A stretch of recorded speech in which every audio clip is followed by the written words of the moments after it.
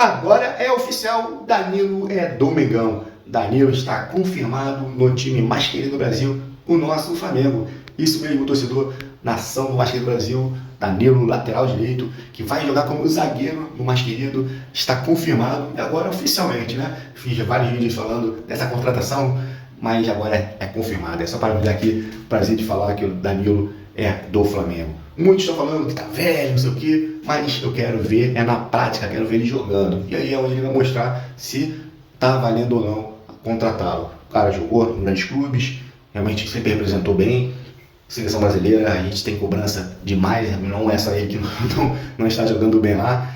Então é um time completo, mas enfim, ele é do Flamengo, temos que dar o apoio. Se jogar mal, a gente vai cobrar também. Mas nesse princípio, Danilo, seja bem-vindo e honre esse manto sagrado, que é o time mais querido desse Brasil e do mundo. Beleza, galera? Deixa também a curtida e siga o Leandro Marques aqui para mais notícias. Falando do Flamengo, falando do futebol. Tamo junto.